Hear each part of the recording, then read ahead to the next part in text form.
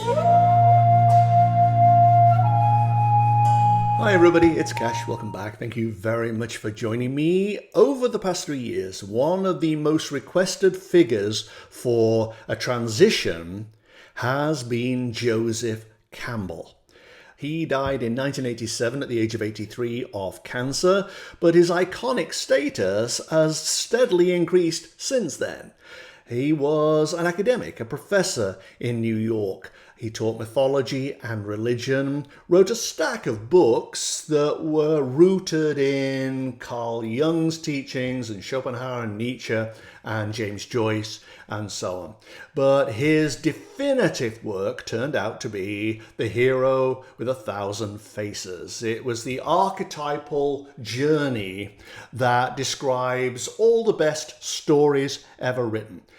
It doesn't matter if it's Indiana Jones, it doesn't matter if it's Star Wars, it doesn't matter if it's Lord of the Rings or Watership Down or Harry Potter or The Matrix. They all have at their core what Joseph Campbell called the hero's journey. It had about 17 stages to it, but it could be divided up into 3 acts. Basically, the hero with his common life just goes out into the world. While he's out, fantastic things happen to him and he learns something, and then he comes back to his life a better person for having learnt it. That's essentially it. Years later, George Lucas took up the hero's journey idea and turned it into the plot of Star Wars. Once that happened, Joseph Campbell went from merely being a professor, an academic, to being a legend and an icon. And so when it came to doing his transition pictures, I actually didn't know what to expect. I have tried to read The Hero with a Thousand Faces, but actually didn't get very far. But I also got a hold of a piece of Joseph Campbell's handwriting. So I'll tell you that first, and then I'll go on and I'll give you his transition pictures, which, once you know about the handwriting and the man, become very, very interesting, actually. So this is the handwriting I used to get his energy, and here's what it says about him. He was, as you might expect, very cerebral, analytical, and highly expressive of his thoughts, ideas, and concepts, though often coolly so. He was passionate about them, but withheld his feelings often, and just as often was completely out of touch with his feelings. He was married and had affairs, but he was looking for a buddy, really, someone he could relate to at the mental level. His emotional development seems cramped, actually, even underdeveloped, with the result that much was suppressed or made unavailable. Even the personality was contained a lot of the time. He was selective about whom he showed his true self to. That's not to say he wasn't sociable and couldn't connect, because he could, very much so, though always he preferred to be with like minds. He wanted to learn and delve and explore and grow in his understanding. He was very discerning in his tastes and possibly quite impatient or internally annoyed with those who weren't on the same wavelength or who exhibited a closed mind. Words of reproof were close to being blurted out, but he would usually contain himself and bite his tongue. There was a sting in his tail, though. It just remained in the tail a lot of the time. As a visionary, he felt aggrieved if he wasn't listened to. Yet he was somewhat humble in his endeavours and would likely be submissive and respectful to people he regarded as higher authorities or masters in other fields. There were profound internal issues over matters of faith and belief. I think he was raised a Catholic, so he had an interest in religion anyway, and of course he taught it at university. That said, he had quite the capacity for exploring these topics, there you go, processing them and trying to shape them into something credible or transmittable. He was a teacher, after all. There was so much going on inside this guy, but it represented a tiny proportion of what got expressed on the outside. He was very selective about what he told you about himself.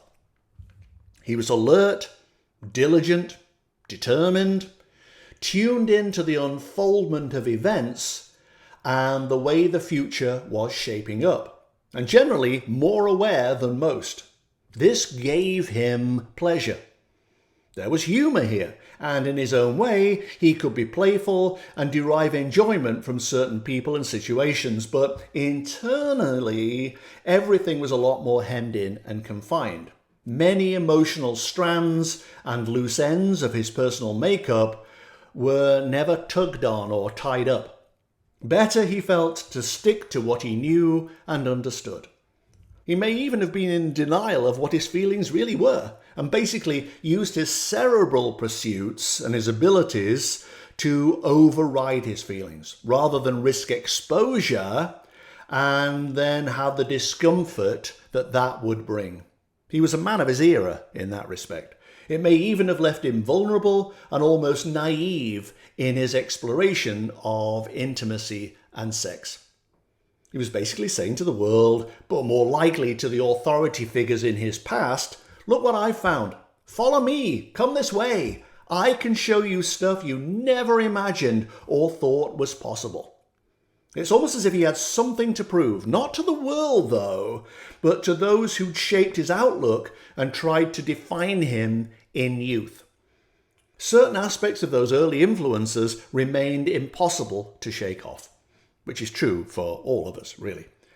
He either wished to display that he was better than they'd given him credit for, or that he'd outgrown their limited viewpoint. Not sure which, actually, but either way, he believed he was a pioneer in something, the advance guard of a movement or style of understanding, or just simply a messenger for something good. He was dedicated to establishing this point, but the level of commitment he displayed may also have been a profound source of frustration when either he didn't nail the topic and knew he'd erred, or when he had nailed it and people didn't buy his premise. There was a measure of self-righteousness here that gave him the confidence and the drive to continue pursuing whatever fascinated him. He may have followed his bliss. That was his phrase. Follow your bliss. Do what you came here to do. Be the person you were born to be. Don't compromise on that. Follow your bliss. He may have followed his bliss, but how he defined that bliss was considerably more constricted than it needed to be. What he really did was follow part of his bliss, the bit he could handle, and disregarded the rest. So the follow your bliss idea was true. It's true for all of us. We should do what we came here to do and don't hold back from that. But I'm not absolutely sure that he followed all his bliss. He may have done what he was good at, and he certainly did what he came here to do, but there were many aspects to him that he held in and didn't express and didn't follow, and which would have been blissful anyway had he given them a try. So now, I went into his transition pictures. Remember, he died in his 80s of cancer of the throat, I think. But more than that, I really don't know about his life.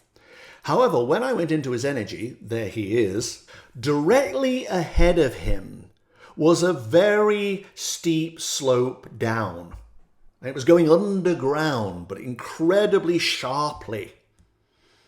The interesting thing about the way he descended this slope was that he wasn't ready to commit to it. He was way too interested in, metaphorically speaking, the surroundings, the granular nature of the ground, which is depicted there in the drawing. So clearly the process of dying was of utter fascination to him. And he wanted to take it at his own pace, that academic, analytical pace, so that he got the full impact of it as he went. Judging by the gradient of the slope, this all happened fairly rapidly, I think. Certainly the initial stages of it. But he was very ruminative about it, as if he was thinking, this is the last thing I might see. This is the end, and he was steeped in the whole process. At the bottom of the slope, things got incredibly dark. So this dark period is usually a kind of interstitial phase where somebody is waiting to finally go. And it almost felt like waiting for an elevator. Like you're on the 3rd floor, the elevator's on the 7th. You can hear the mechanism, you know it's going, you know it's actually on its way, but you just have to bide your time. That's what this felt like. And it gave him an opportunity to process what he was going through. Most other people in this situation, I'm sure, would just lie there, wait for it to happen, and then go. But he, all the way along, was analyzing and taking every little stage and going, what is this? What does that mean? How does this work? Where is this elevator whose mechanism I can hear? There was no elevator, of course, this is all metaphor, but there was a trapdoor in the pictures under his feet. He couldn't see it because everything was so dark. But at some point, the trapdoor swung open and he fell through. And this was the last phase of his dying process. But even then, he was not wanting this to go fast. He wanted to see what it was made of and what the tunnel was made of and what was going on around him. He wanted to slow down. It was moving way too quickly. And metaphorically in the pictures, he actually scuffed his skin on his legs and his arms because he was trying to slow the process down. It wasn't resistance, it was curiosity. He wanted it to move slower so he could assimilate what he was experiencing. And then it was over. He landed in that cave, again, metaphor, pictorial cave that I always see. And he lay on the ground, raised himself up, and looked around, but not with any emotion, which ties in with the handwriting, not with any emotion. It was very much a comparison of expectations with reality, his research with what was actually happening to him. And he just surveyed this symbolic cave, as it were, took it all on board as a matter of fact. Again, very much in line with what the handwriting said. Ahead of him was the tunnel, which leads to the light normally, but it was a real struggle for him to climb. For two reasons. First of all, again, he was fascinated by the process. His consciousness was winding down, but his curiosity was still there. And the second problem was that he was resisting the natural flow there is in this situation. As far as I can tell, it's almost magnetic. You have to keep moving forward. Kinetic, actually. And he was holding back. And it wasn't, again, resistance. It was an inquiring mind. It was curiosity. It was wanting to taste every single thing along the way and make sure he understood it. Then the hill he was climbing crested. I think it wears you out, actually. I think maybe your consciousness dwindles and at some point you don't have that egoic strength anymore, those ties, and you start to loosen up. Because it was like a seesaw. What do Americans call this? Is it a teeter-totter or something? Whatever. It was like a seesaw at the top.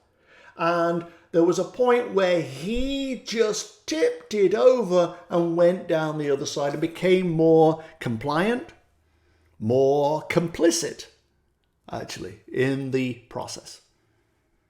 And it led down to the light.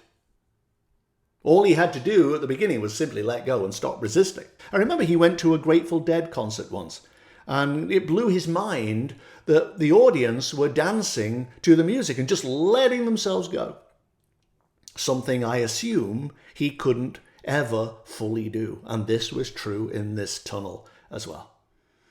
But grace wears you down eventually. You have to succumb, you have to yield. And that's what happened. He went down the other side and the flow became so much easier. But it was interesting what a narrow tunnel he had in front of him.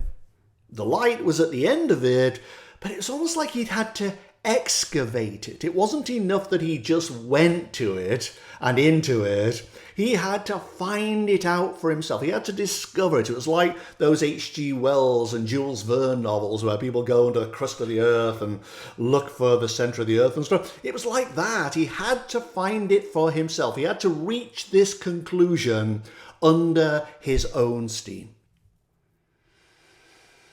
And once he felt that he had found it, the answer, the solution, the truth,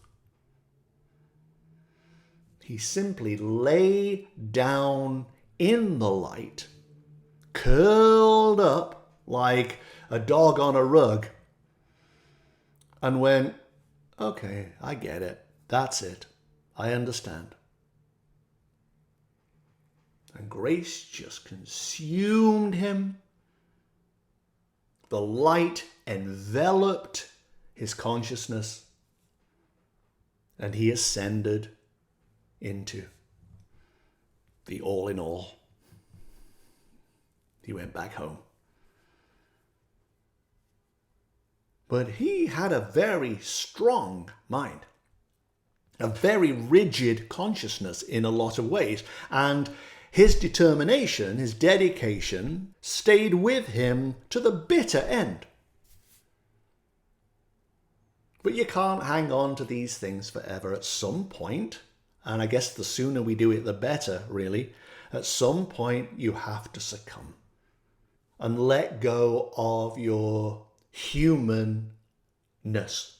Be in your beingness, your divine core, and let go of everything that relates to your humanness. And then you're light enough to lift.